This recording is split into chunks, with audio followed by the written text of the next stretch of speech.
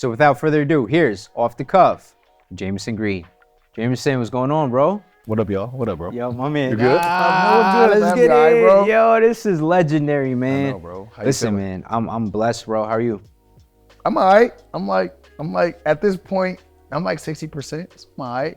You know, tired, but here, but ready, but excited, but tired, but here, but we here. You feel me? Moving and grooving, man. And Yeah. I'm super excited to have you here, bro. This is a full circle moment. The last time we was on set together was we're leaning in on mental health. It was the IM project that we kicked off. Yeah, at Shopify. Yeah, at Shopify, yeah. bro. So that was a full circle moment. Thank you for having me for that, bro. I appreciate Absolutely, man. Like, bro, you was killing it, man. And you still are. I was? Yeah, bro, you still are. That's what it is, you know. And before we even dive into the conversation right now, Yeah. you know, I got questions. I did my homework. You know, we've connected through multiple different occasions. I've seen all the success. But I think there's where I want to kind of start this episode and conversation a little bit differently. You know, and we were kind of talking, you know, via text, and I was like, you know what? Let God guide this conversation. Allow him to kind of use us in a way where we're vessels to be able to portray what we need to portray to potentially inspire so many people watching this today. Yeah. So I know we kicked Agreed. it off. He was like, you know what? Yo, let's kick it off with a prayer. Facts. Big prayer. Let's So do it. let's, you want to do the honors? Oh, dang. Yeah. I thought he was going to do Nah, that. you wanna do it See how he honest? did it? I was texting. I was trying to make him do it. He going to make me do it. That's crazy. I don't care, bro. Let's go. Heavenly Father, thank you for this day. We just thank you for waking us up, allowing us to see another day. Thank you that you've given us gifts and talents to use for your glory. Gifts and talents to use to help other people heal. Gifts and talents to use to inspire the world around us as well, Father. That as we continue to operate in this culture, that there'll be a light that's different about us. And as we go through this conversation, that we'll just have an enriching conversation that, you know, will fill us with the Spirit and fill other people with the Spirit watching. We love you, God, in Jesus' name. Amen. Amen, amen, amen. Yes, sir. Love, bro. I love that, man. Yeah. And it's conversations like this that it reminds me of like why I started in the first place, you know. And I think it's ultimately to do it for the glory of God, and just to be able to have this full circle moment here to, you know, shoot at BBC, kind of like it's literally like a childhood dream, right? And really kind of see this full circle. It's a blessing. I remember first seeing Billionaire Boys Club in the front video in 2003. Yep. And I was like, nah, you know, and I was Fire. 13. I was 12 or 13. I didn't even have no money to buy it. But once I got some bread, the first thing I bought was some ice creams. Yep. And a BBC shirt. Yep. Like as soon as I got like 16 and was able to buy it, I was buying it, bro. So yes, this is definitely like pinnacle streetwear, street culture, foundational, you know, brand. 1000%, man. And speaking about foundational work, you know, we kicked it off in a very different way. We're really on prayer, and I think I want to lean in on that and just kind of kick it off too. Like, you have this grounded spirit of just having faith. Where did that come from? Man, just upbringing, family. Grew up in the church. My mom, you know, was always a big, rest in peace to my mother, but always just big in church. You know, making sure that we going on Wednesdays and Fridays and going on Sundays. Like, she was sold out 100%. Like, Wow. that was her. That was who she was. You know, my dad too. I think my dad got deeper as time went along. My mom was the one that was really like the pillar of teaching us the word and teaching us the Bible and make sure that we're, you know, applying scripture to our lives and make sure that we're understanding what Jesus called us to do, which is like love each other and look out for each other and help each other and, you know, bring people into a life that is a lot gentler than what we have to deal with in the world. Not saying it's easy, Right. per se, but giving me the tools and the knowledge and the know-how to be able to apply that to a world that's tough, yo. This Yeah. world is tough. This world 1000%. isn't easy, you know, and my faith wasn't always as grounded. You know, you learn as a kid, and then for me, you know, you have your moments. You were young, you stray away, you do your thing. You know, I was out doing my thing, getting drunk, getting high, partying, going crazy. And in that certain moment, I had a realization, you know, after years and years of that, I was like, okay, this isn't getting me, it's not constructive for me. You know, I mean, of course, it's college, bro. You're having a good time. For sure. I mean, Like, you kicking it. right, Like, I was right, kicking it. I was having a right. good time out. And then, you know, you go through some situations, failing out of school, getting in bad relationships, figuring it out. And then you kind of like go back to the foundation of what your parents taught you. You know, if your parents were able to instill that in you, it kind of came full circle. back and was like, yo, you train a child up in the way that you want him to go, he won't depart from it. Yeah, I might stray a little bit, but you end up coming back to it and realizing the grounding that she gave me is the grounding that I use for the rest of my life. You know, from birth until death is a grounding I can always come back to. You know, and it's beautiful, man. You know, the journey is never easy. It's never, you know, you think you get saved and it's like, but you know, it's like, hit this left, hit this right. I'm gonna fall back a little bit and I'm gonna come, you know, it's a roller coaster, you know, but as long as you're working and building on that, like it's beneficial, you know, to our lives. I wouldn't have none of the stuff I had, you know, if God wasn't on my side or I had favor or that I listened when it was time to listen. Yeah. I think that's so important, man, about just being so grounded in moments when he is speaking to you. How do you stay still to be able to understand and know when he's speaking to you to make that next move? Yeah. You know, that stillness is so critical. And I'm like, it's moments of being so anxious because you want it now, right? You want it now. You want the success. You want all these things that come with it and stuff. But like, how do you have peace in all of that, in the chaos and stuff? So that's something I've been learning myself, and of just how to be still and being able to just move in the direction that he wants me to move. Yeah. Ultimately. What has helped you? Not me interviewing you. It's like a combo. But Yeah, it is, bro. It's a combo. What has helped you? Because I mean, I'm probably in a season right now where there's a lot going on. I mean, you mentioned my mom passed. There's just a lot of different things happening all at the same time. And it's funny because the same stillness tactics that you used before don't work in every situation. It's like for you, like what has been helping you? Because maybe it could help me right now. Because I'm definitely like, bing, bing, bing, bing. What's been helping you kind of still yourself lately? What has been helping me is, I think, going back to that moment that I felt his presence 1000%. And I remember like it was yesterday. I was in the kitchen washing the dishes, and I had this moment or realization in this encounter with God, and he spoke to me in a sense where he's just like, I need you to move in the direction that I want you to move. How do you fully surrender it, kind of completely give it all to him? Yeah. And to say, you know what, use me in your way. And I had this encounter, which was insane, but it was pretty much, I always thought that myself, I wanted to be part of something much greater. And I didn't know what that looked like. And I remember watching and listening to just worship music. And I remember there was something that kind of spoke to me, and it was about, I want to be the realization, what's bigger than all the things I'm a part of. And I remember the realization idea coming and said, you know, who's bigger? The kingdom of God is bigger than anything there. And I started to lean in a little bit more into that. And I was just like, you know what? I'm being able to be used as an agent to be able to fulfill the calling that he has called me to do. Mm-hmm. So what keeps me grounded each and every day is understanding the struggles and the sacrifices my parents made. Understanding that those are the ones that don't necessarily go in vain. And every time that I try to think about where I'm headed next, I always think about my grandmother, who inspired everything that I'm currently doing right now, to be able to just maneuver in that direction and say, you know what? How do I continue her legacy for it to live on in order for me to inspire other people? So I usually try to lean into to understanding kind of that why factor, and really pouring that out, you know. So hopefully, you know, that's able to help navigate that. But I always lean into like that why factor, say, you know what, this is why I started in the first place, and I have just this faith that just continues to pour in. Like I remember my grandmother, like, who was like 50, 60, still get on her knees to pray, bro. Sheesh. How humbling is that experience? You know what I'm saying? Bro, I was praying in the bed. I be knees. Let me just hit one of these. Lay here like I'm dead and hit one of these. Hey, God, you know my heart, man. So it's been a lot of it's a lot of growth that comes with it. Yeah, but yo, that's humbling. 60 years old and still, bro, like still having such a, and it was just like, how do you have that favor, that faith to kind of lean in and stuff, you know? But bro, like I said, wow, we just went on and on for this, but like I said, bro, I'm super excited just to see this full circle, and then how do we continue to, again, for God to use us in your way, you know? So we always start these conversations with the early life, right? Flint, Michigan, tapping into the root, young Jamiersen, kind of understanding kind of who was young Jamiersen, you know, running around playing ball and Well, what's the park?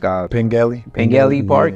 Yeah, tell us a little bit more about some of those kind of upbringings and lessons that you hold dear to your heart. Man, Flint. I can't even get Flint is just Flint. And if somebody from Flint watching this, when you say Flint is just Flint, they be like, yeah, like it's no place. I mean, I guess there's other places like this.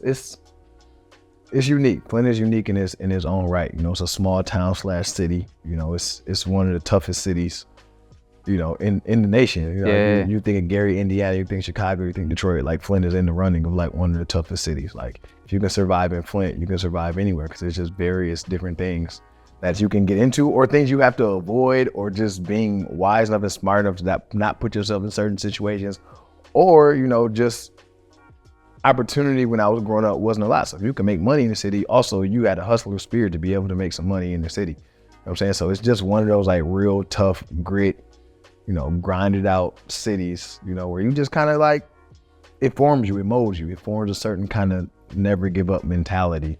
And also like hooping at Pengelly and going up there, like either like they wouldn't let you on a big kids court, you was on a little kids court. You go down there, and if you're good enough, then we'll let you on a big kids court, or we'll let you, be able to play down here. But it just teaches you toughness. Flint teaches you a certain amount of toughness and grit that you take into everyday life with you.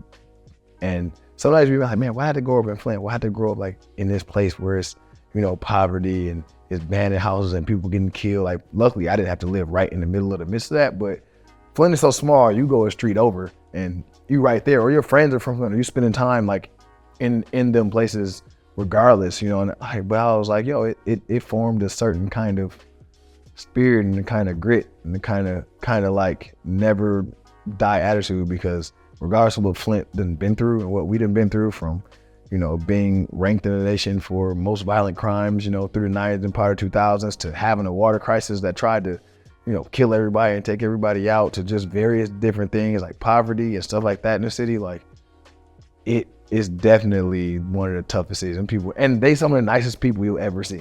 Like, people nice, they funny, they got jokes, they gonna roast you. Like, and people are still nice and kind and funny. It's just a tough nose city. It's a gritty, blue collar like city. Yeah. Look at that, and it made the person you are today. Yeah. You know what I'm saying? And then you've been back and forth multiple times, right? But on different occasions. Yeah. And I think that speaks so much value to a lot of the talents that you have. I want to lean in because I think we're all gifted in our own ways. But I'm curious to know, when was that realization that you finally realized that you were gifted? In what I do, I think I always knew I had the gift, in a sense of entertainment, in a sense of design, in a sense of aesthetic, in a sense of just creativity in general. I think I've always been gifted. I think it just developed over time. I don't think I ever was just like, oh, aha moment, like, oh, I'm gifted. I think it was just putting my hand to the plow. I was playing college basketball, and I was like, I was like 22, and I'm like, bro, I'm not going to the NBA. Yeah. I am 22 at a junior college, 21, 22 at a junior college. Brother, I am not going to the NBA. You might as well let go of that. You need to find out what you're going to do next. And my dad owned a store when I was growing up. He owned a clothing store. So a fine menswear store. So I've always been around like fashion and clothes and things like that, and always had an affinity for like sneakers, having that be my first job when I was 17. And then I just remembered recently when I went through all my mom's stuff, is like, yo, she had a degree in fashion merchandising. Oh, wow. Totally forgot. But she decided to be a housewife and take care of the kids and the family, which is also an awesome occupation. 1,000. You know what I'm saying? An important occupation. But I guess fashion and stuff, like creativity, is in my roots. I take after my dad a lot. My dad used to host fashion shows, so we would go and I watch him host fashion shows, and he always had a gift of gab and talking and connecting with people and making people feel comfortable and laughing, and being in the store and watching him sell and being down there putting together like suit combinations as a kid. Like I'm over here putting ties and shirts together. Got people looking like Steve Harvey on Kings of Comedy. You feel me? Steve Harvey.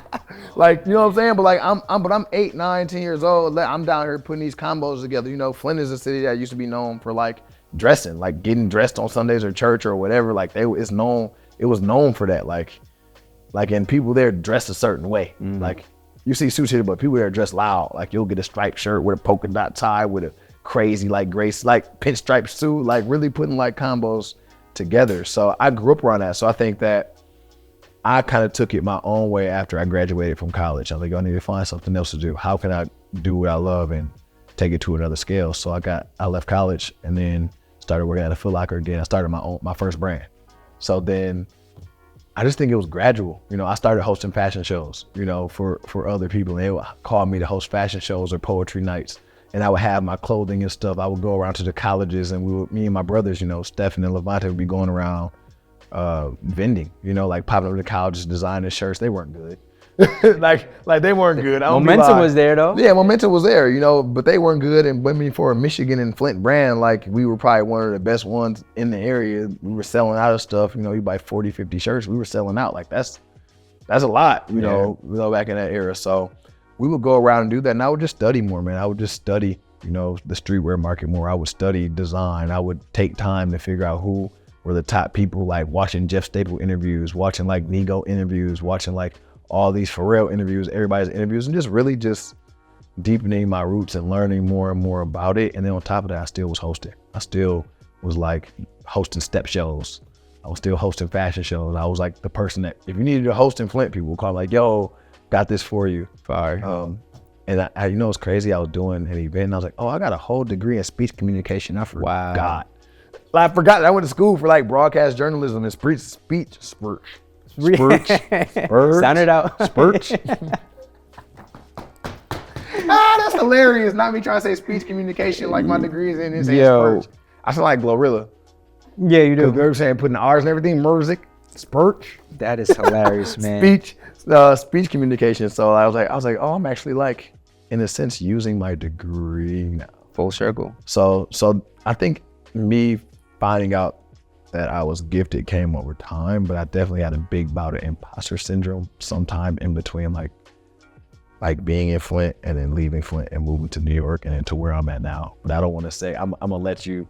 I'm gonna let you, but I'm not gonna just keep running on for 10 minutes because I can. For sure, nah. But I know you got more questions, so I'm probably segueing into something. Nah, but like, absolutely. I think it was a gradual understanding that I have a gift, of just saying that my dad has, making people feel good, making people feel happy, making people feel comfortable around me, making people feel like they can come to me and talk to me and hang out with me and kick it and have a good time. Like, I think that's a gifting that has been given to me. And now I learned just from like kicking it with my dad and being with him and like taking like his persona on and taking it to a whole nother place. Whole nother level, man. That's what you've been doing, bro. You've been getting into these rooms, to these platforms, onto these screens, really showcasing that. And it's just almost like it's a legacy that lives on through you, right?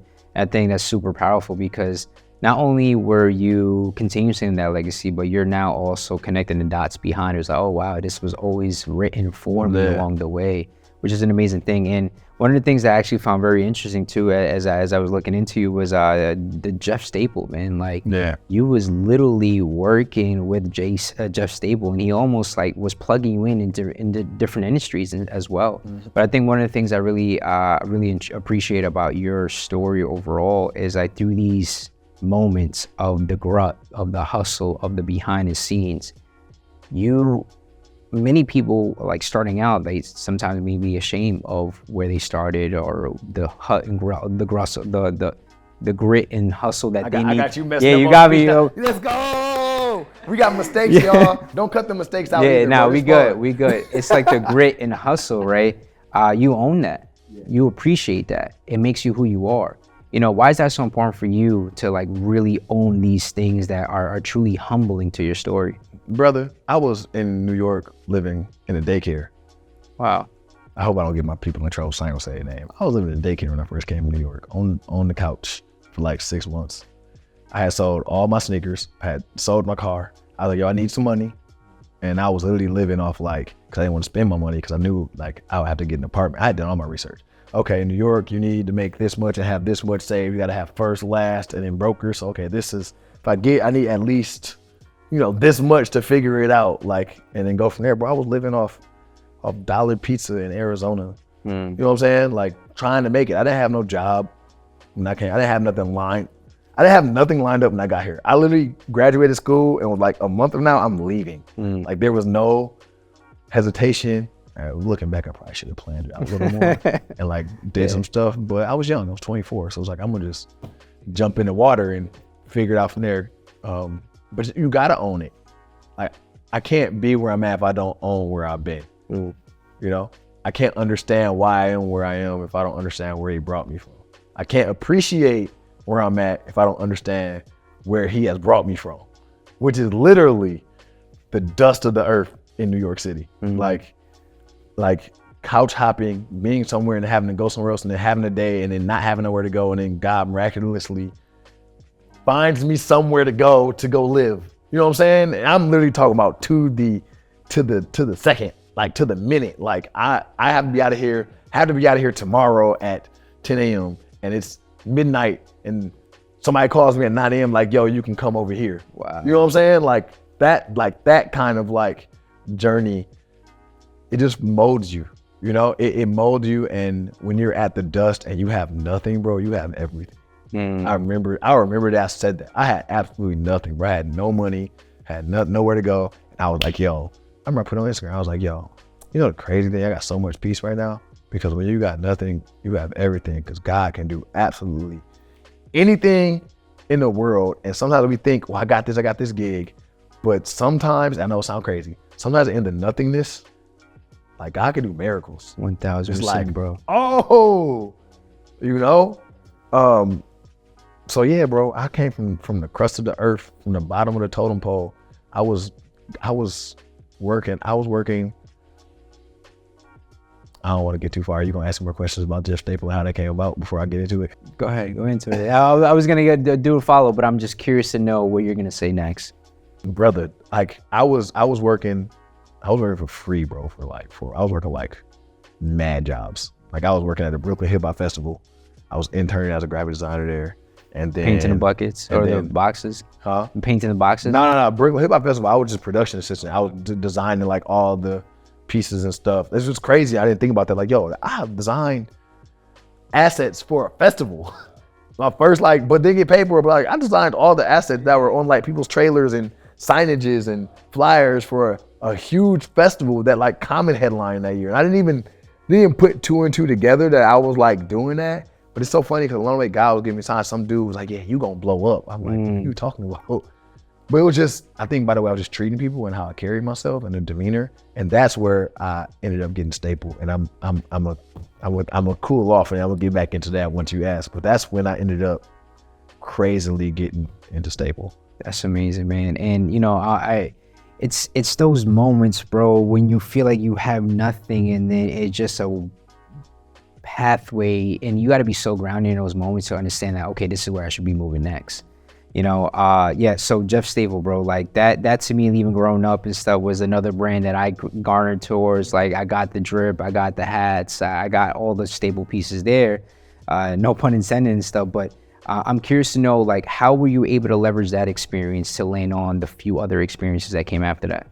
Man, first of all, landing that was crazy. Like, I was at the Brooklyn Hip Hop Festival office one day. I literally had told my homie Jules, who was sitting across from me, like, bro, I'm gonna work for Jeff Staple. And that was my goal. That was my only New York goal when I got here. Like, yo, I'm gonna work for Jeff Staple. And you had that written down somewhere? Yeah. That was the goal. I'm gonna work for Jeff Staple. So literally, I'm in the office at the Brooklyn Hip Hop Festival. And I'm like, I found his email weeks ago. I'm like, okay, let me just, whatever. And Jeff's and I was like, yo, hey Jeff, my name is Jamiersen Green.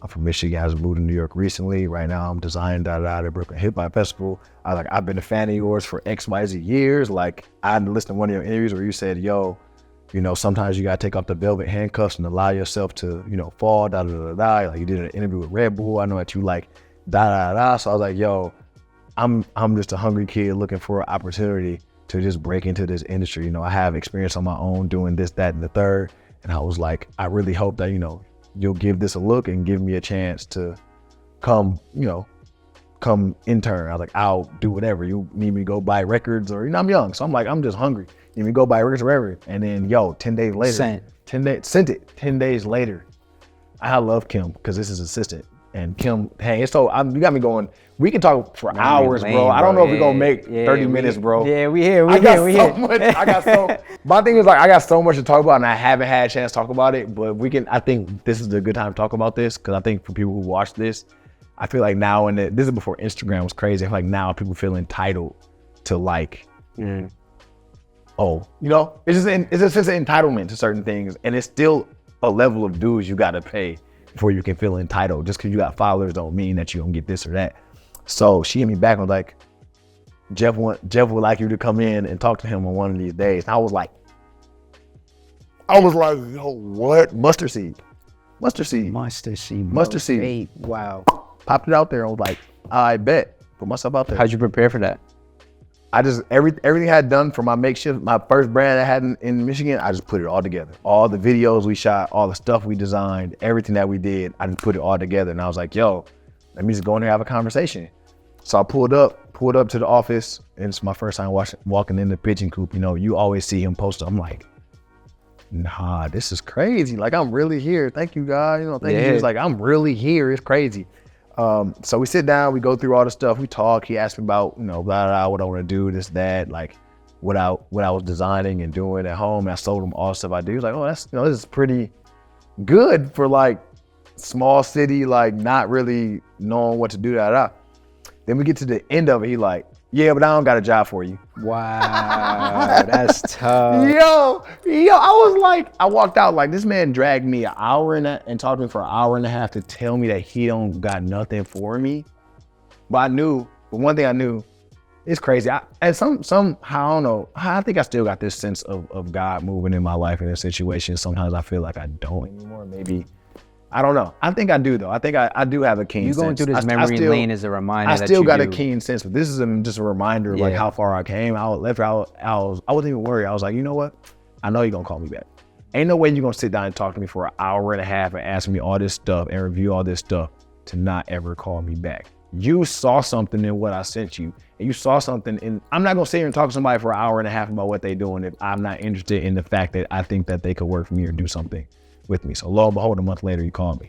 He was like, yo, I got something for you. I want you to come work SneakerCon, you know, and then we can, you know, figure it out from there. And I met it's so many people that I'm still cool with from like being at Staple, and like my boy Marcus, like, so I hung out and did SneakerCon, and then Marcus told Jeff that I did a great job, and Jeff brought me in as an intern. The stipend was crazy, a Metro card and $10 for lunch, which Fire. That was it though. Yeah, that's it. Yeah. That was it, you know? So I just started out there as a sales and marketing intern, you know, so I interned there for a minute. I was interning for maybe like 4 or 5 months, just trying to I was interning there and at the Reed Space store, which I met all my best friends that are right now. Like a lot of my foundational life happened in New York during that time. I still got all those same friends, and we like brothers. Grind. You know, it's crazy. And then I was paying his parking bill at like 6 a.m. every month.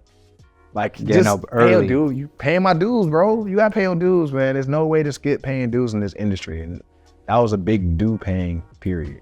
I didn't answer your question at all. No, you did, bro. You did 1000%. And I think it's a lot of the things that people don't know. And I think that's why we started the show, right? It's to really emphasize and really look back and channel through the pages of like, okay, we see the successes. We see you on NBA or Airtime, you know, on the Sneakers app, doing all these amazing things. And we're going to talk about the collaboration you also had as well. But, you know, it's a lot of the things that we don't see. A lot of the growth, the hustle, the things of like, you know, paying Jeff Staples things at 6 a.m. Right. Like, it's a lot of things that you say, like paying the dues, right? And I think that's super important. You know, and I kind of want to, you know, go through memory lane a little bit, and we're going to speed up a little bit through, because you went through your career, right? You've always kind of been aligning to the next step, the next Foot Locker.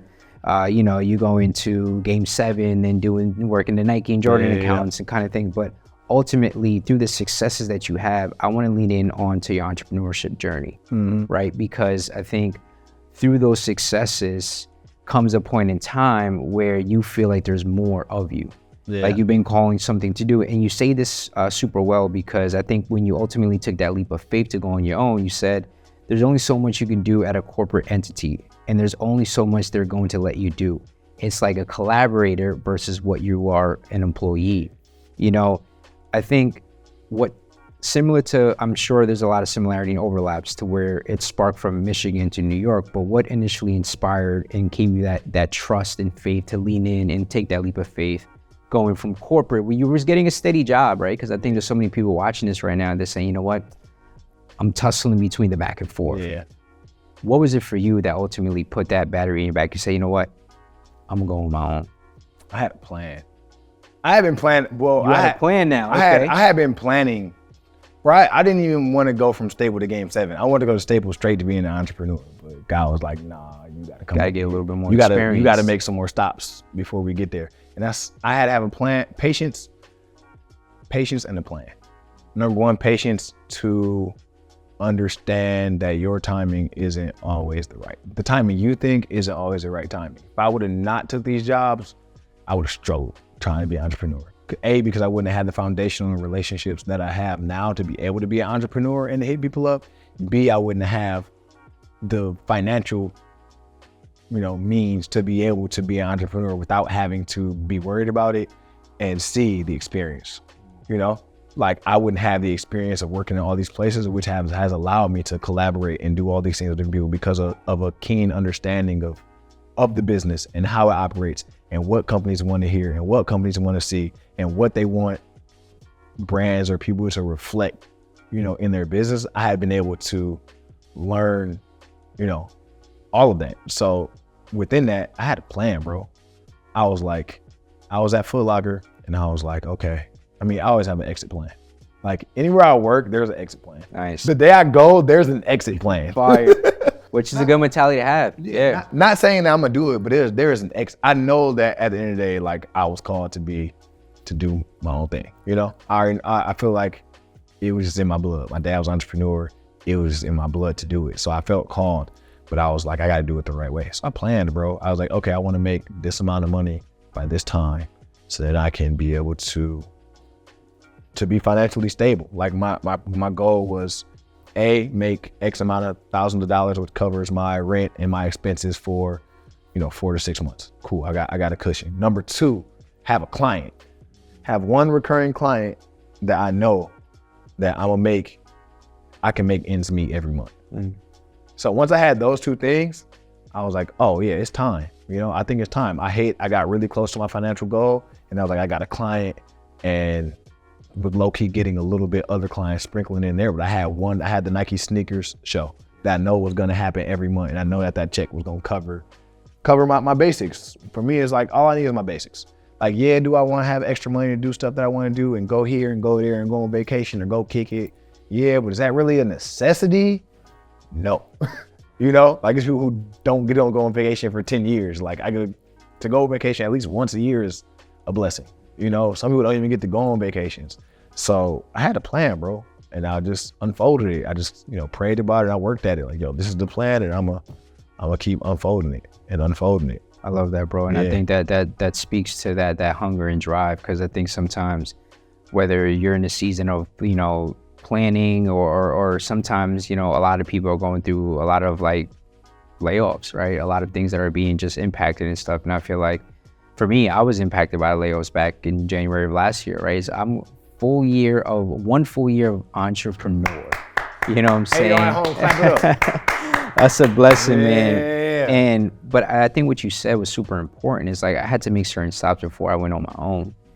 And I had to learn certain things. And as I pitch and as I continue to evolve and speak to different brands, I'm also thinking about, wow, all of these things are just connecting the dots. I'm able to speak to that because of my experience here, my experience there. And I think ultimately it has prepared me for moments like this to just take it on, right? So I think that drive is super, super beneficial to where we are right now.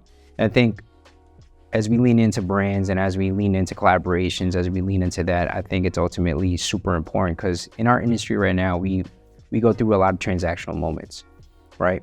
A lot of transactional things where you may have a client today or you may collab with a client today and then boom, that's it, right? Your job is done, the project's done, you go on to the next. You do an amazing job of deepening the relationship, right? I think that's an art to that. It is. And I want to understand, and I kind of want to unfold that and unpack that a little bit more because I think there's a lot of viewers today who maybe, have a brand partnerships, but working with a brand, but there's an art to deepening that relationship. How do you typically go about it? Man, be personable.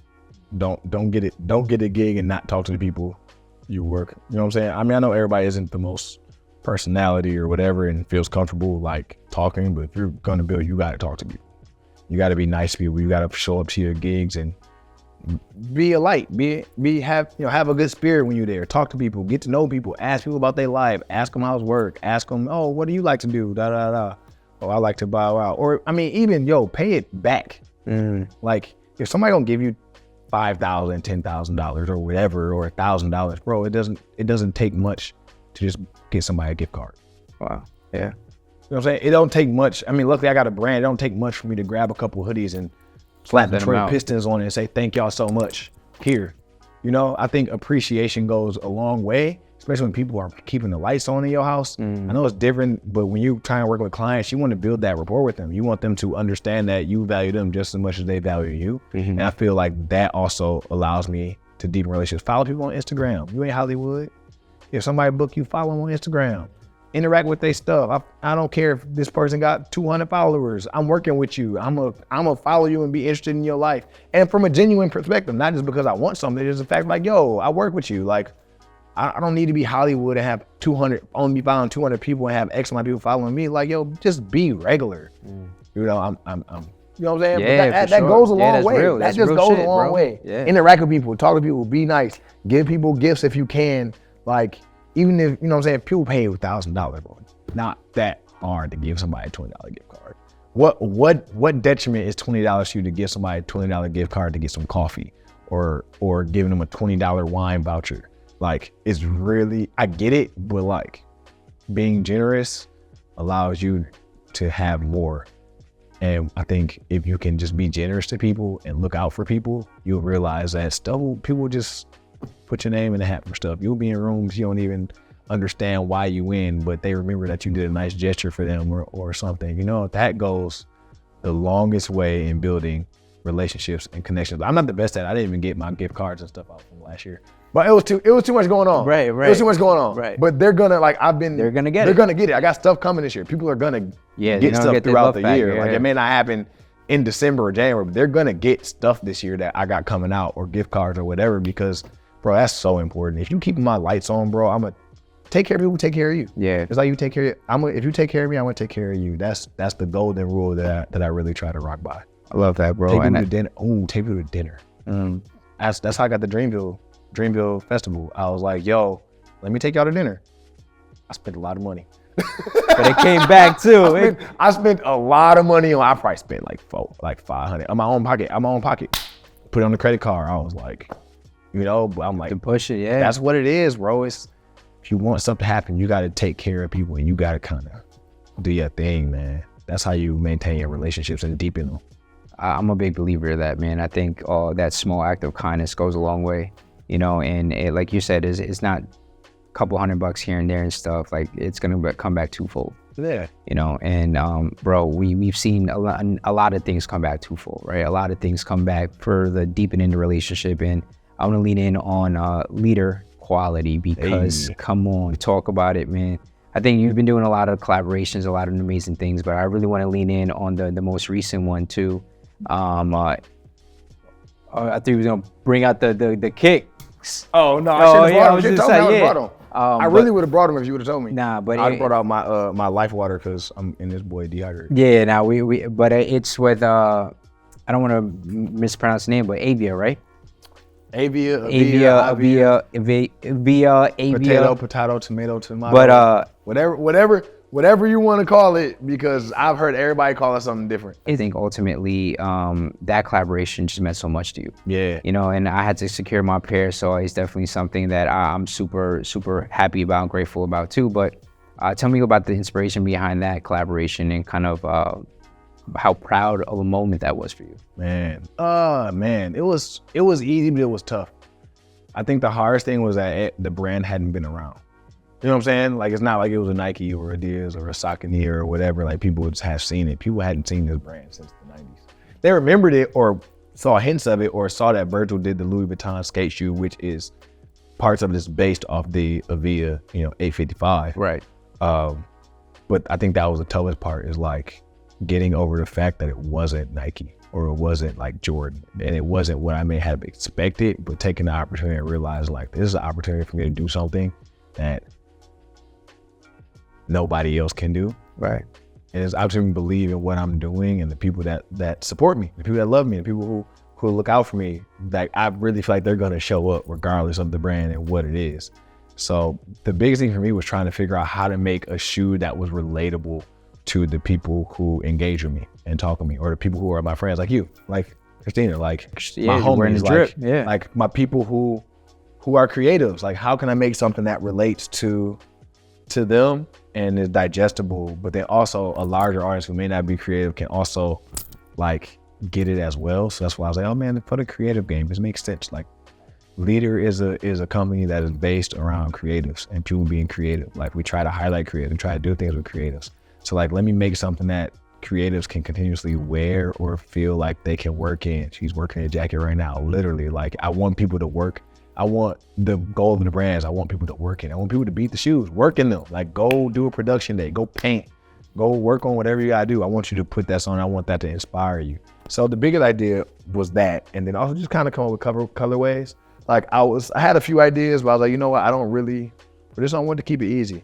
You know, our primary colors are orange, secondary color is green, and then tan. Like, it's just like complementary colors. So I'm like, yo, I want to make a team shoe. It was like a basketball shoe. Basketball teams in high school, I mean, before now, and everybody wears whatever, but you had a team shoe. Like, right. Oh, these are our team colors, it's our team shoe. Everybody went and got the same team shoe. So the idea was to make a team shoe for leader quality and for creatives. Like, yo, this is our team shoe. When you put this on, you're part of like this team. Like, this is our team and you're on the roster. Mm-hmm. So it was making a white, you know, taupe, orange, green base shoe that's a team color, and that's our team colors.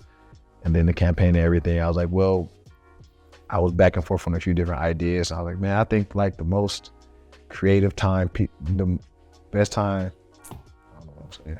People were the most creative? Yeah, that. Say that again. The time that people were most creative? What was in high school?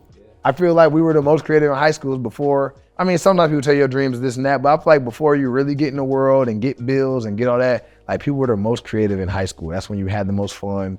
And that's why I shot the video and the campaign the way I shot it. Like, high school was creative, bro, for most kids. Like, you had your rappers beating on table, you had your homies, you had your, you know, people that was hustling, you had your teacher that couldn't get it to calm down, you had your art homies, you had your class clown. So it was like, yo, this is what I feel like was one of the most creative times.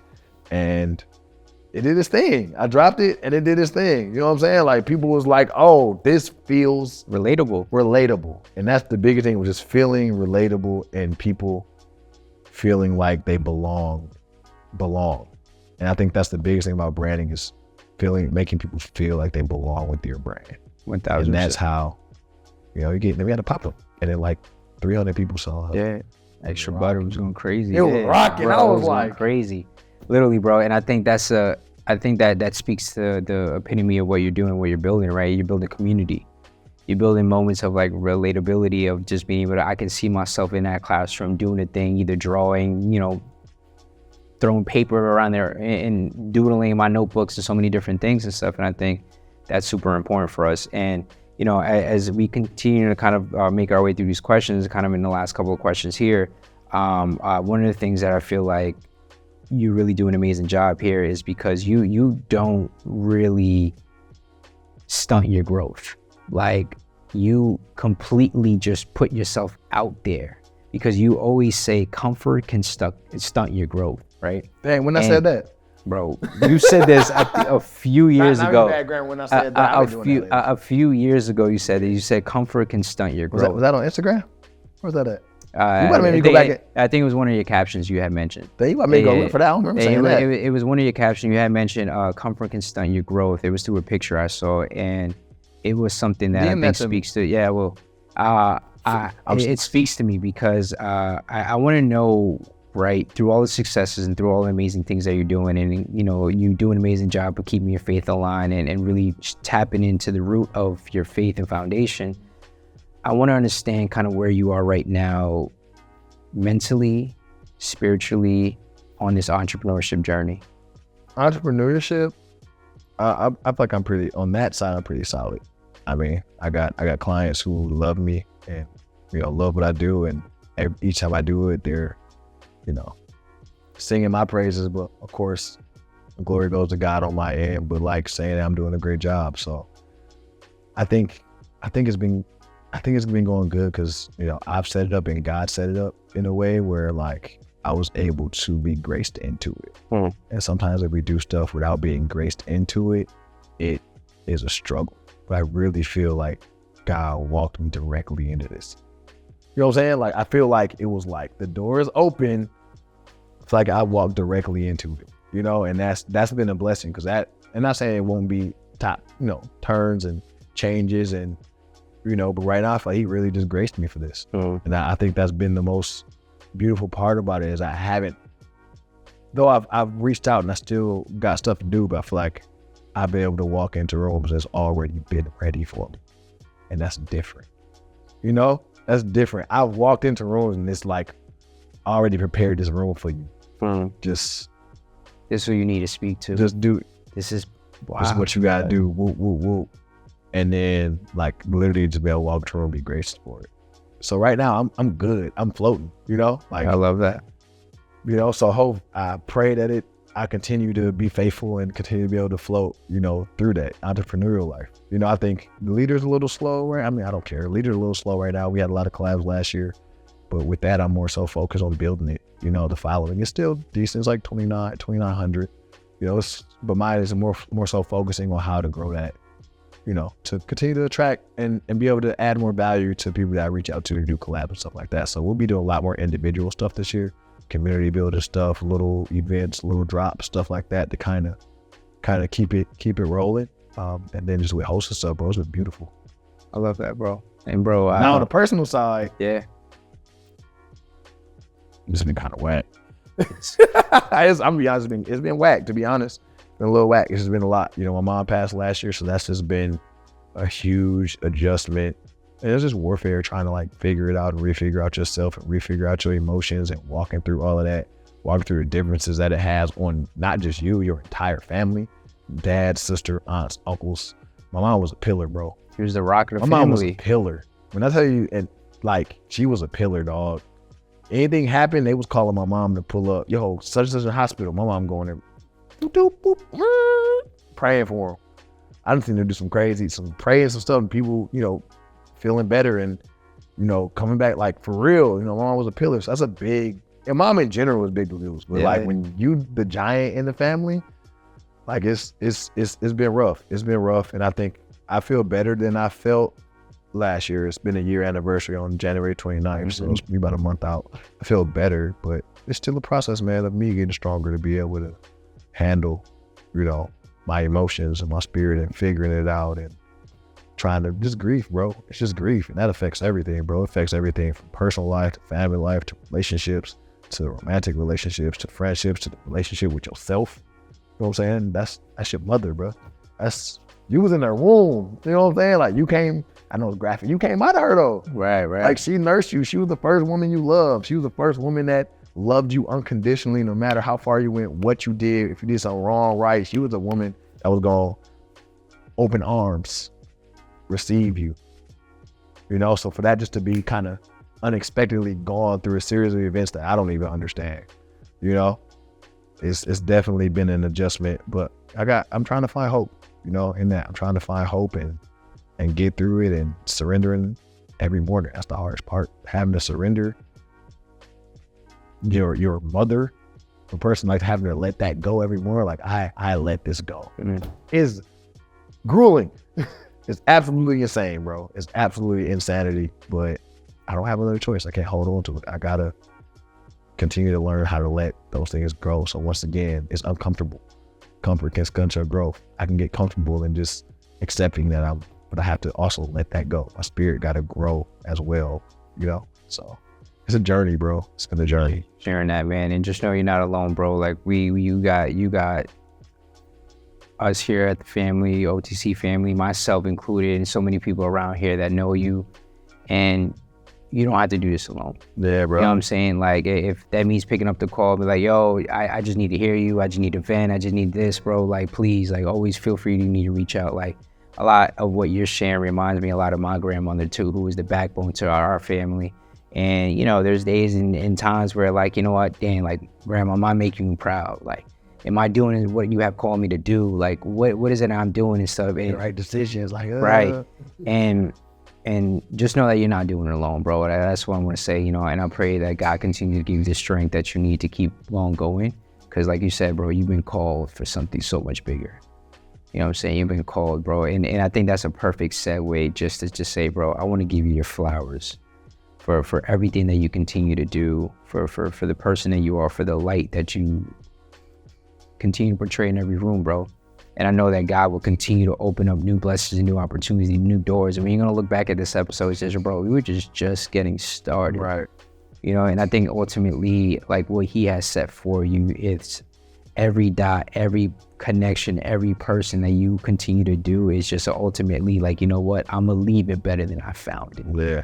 And that's what you've been doing all along, bro. And I pray that you continue to do that so much more, reach more people each and every day. Because your mom's legacy literally lives through you, bro. You know, and through that, I always try to get the guests to say, who would you give your flowers to? My flowers. Today I give my flowers to you, bro. Thank you for having me, bro. And just watching you stay consistent and grow and pushing and being unashamed about your faith, as well as bringing on great guests and, you know, moderating and being entwined in their lives and giving people inspiration, bro. I'm giving my flowers to you today, my brother. Thank you, know, bro. I appreciate that. And then on top of that, my girl, my mama, my daddy, and my sister. Yeah, fine. You cousin Mike, all y'all, watch here, all y'all. You definitely got to include that. But for real, to you, bro, for real, man, you've been, and I thank you for having me on, bro. I hate you up, you know. I was like, oh, I want to come on, you know. So you was already on the pathway, yeah, man. Bro.